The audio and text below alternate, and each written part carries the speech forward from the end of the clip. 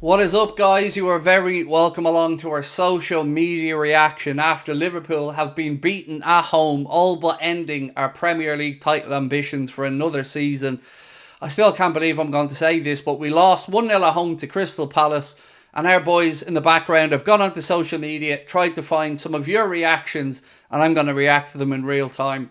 I haven't seen these, so I don't know what to expect, but if social media is feeling anything like I'm feeling right now, it's not going to be pretty. So I'm going to go through them, asking you to let us know your thoughts in the comment section. Drop a like on the video, and don't forget to hit the subscribe button here on Anfield Agenda Clips. Thank you to our sponsors as well, manscaped.com. Don't forget you can get 20% off and free shipping. That is 20% off and free shipping on anything on the manscaped.com website with our discount code Anfield20. Scan the QR code on the screen or use the link in the description. And like I've said in every other video, I hope you guys have a pair of nuts, because those players of ours at the moment certainly don't feel like they have any that need to be shaved. But if they did, they could use our discount code as well, Anfield20. Right, the first comment comes up from X, and it's Barry that says, "That's the worst defending I've seen since around 9:30 on Thursday." And I don't have anything to disagree with there from Barry. How on earth do we again give an opposition player 5 yards to be unchallenged in our penalty area to score as easily as they did? I don't know the answer to it. Barry and everybody else is right to be angered, frustrated and annoyed by what is shambolic Sunday League defending from players who should know better. So I don't disagree with Barry. I think you've probably been polite there, Barry, in what you've said. Next up comes from Asif Kapadia. Asif Kapadia said, "Is top four guaranteed at this rate? We could drop out." Well, thankfully, pretty much yes. I was going to say that's the only silver lining. I don't feel like it is much of a silver lining, Asif, but it's embarrassing, mate, isn't it? What's happened? To be sitting here now, 6 games out and pretty much done for the season, where just before the international break, before that United game kicked off, we were chasing everything. FA Cup, Europa League, Premier League, and over the course of the last 8 games, we've won 3. 21 times this season we've gone behind first in a game. 21 times. That's not league winning stuff.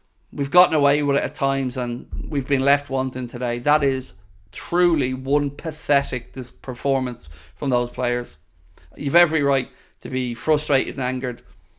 Next up, Duncan Alexander said, "Reminder that smashing the points won from losing positions metric is not the best basis for a title bid." Yes, you're right, but I guess what I would ask Duncan is, where did that fire and ability to dig it out, where did that go? That's what's baffled me more than anything. You're absolutely spot on in what you say. You know, leaving it late to have to pull miracles out of the bag and go in life and death with average teams is not a great way to look to go and win a league. But where was that today? Where was it against Atalanta? Why is it all of a sudden the players are just rolling over, accepting their fate? That's what baffles me more than anything, mate. That's what angers me more than anything. Is it's just like someone's flicked the switch and belief is drained. Something stinks right now, and I don't know if it's something behind the scenes, but something stinks.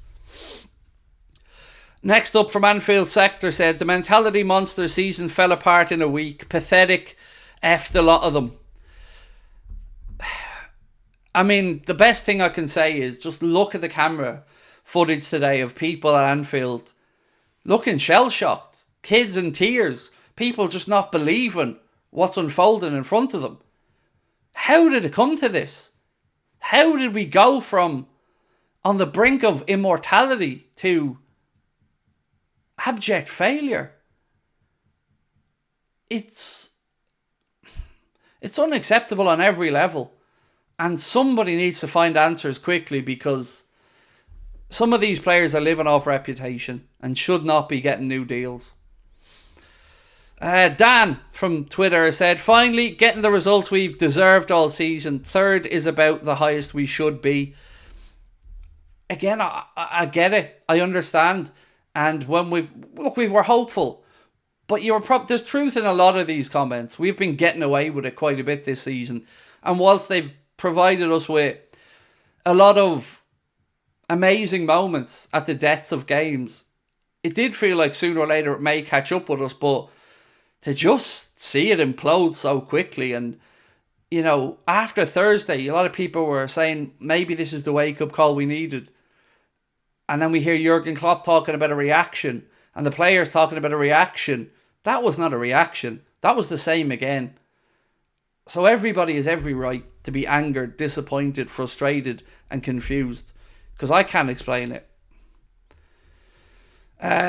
Who is Greg said, absolutely silly how Anfield didn't boo off that team then. I'm glad they didn't. I don't like the idea of our team being booed off. I think we can show our disdain or our frustration in other ways. Look, I'm not telling everybody how to react to games of football, but I think they know. They know. They'll know from social media. They'll know from fan posts. They'll know from YouTube channels, podcasts. They'll know the disappointment. They'll know how people are feeling. They'll know that they've let themselves, the badge and the fans down with that abject performance.